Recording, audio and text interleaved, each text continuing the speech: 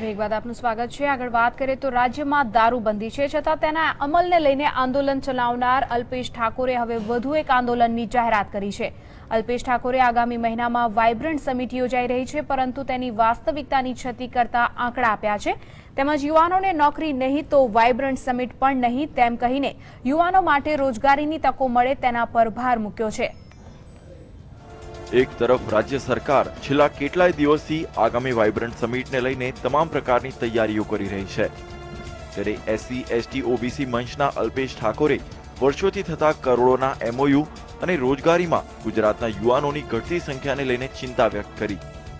Vibrant Gujarat સમિટમાં થયેલા એમઓયુના આંકડાઓ પર નજર કરીએ તો વર્ષ 2003માં 66,000 કરોડથી વધુનું મૂડીરોકાણ થશે તેવા 80 એમઓયુ કરાયા, જ્યારે વર્ષ 2005માં 1,06,000 કરોડ રૂપિયાના મૂડીરોકાણ થશે તેવા 227 એમઓયુ કરાયા।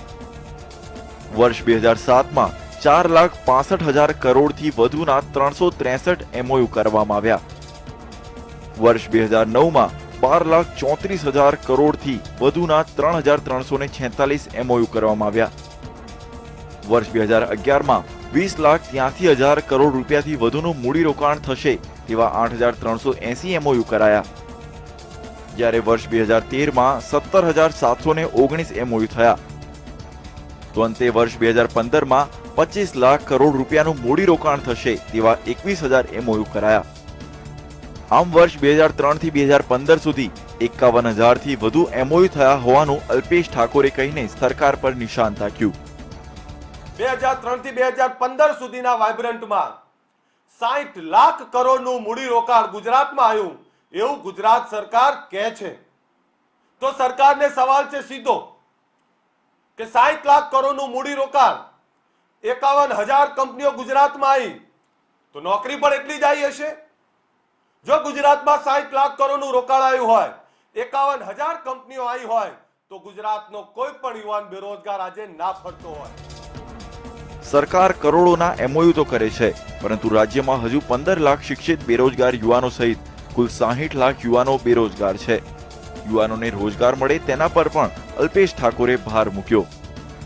2017ના વાઇબ્રન્ટની અંદર 11 જાન્યુઆરીથી વાઇબ્રન્ટની શરૂઆત થવા જઈ રહી છે અને દેશ વિદેશના તમામ ઉદ્યોગપતિઓ આવવાના છે, પણ એ ઉદ્યોગોની અંદર 85% ગુજરાતીઓને નોકરી નહીં મળે તો ચેતવણી છે સરકારને।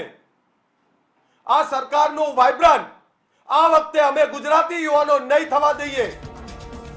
કરોડોના એમઓયુ અને યુવાનોની બેરોજગારીનો મુદ્દો રજૂ કરીને અલ્પેશ ઠાકોર ખરેખર યુવાનોની બેરોજગારીથી ચિંતિત છે કે પછી આગામી ચૂંટણીની નવી રાજનીતિની તૈયારી છે, તે તો સમય જ બતાવશે। કેમેરામેન તેજસ દવે સાથે કિશન કાંટેલિયા, GSTV, અમદાવાદ।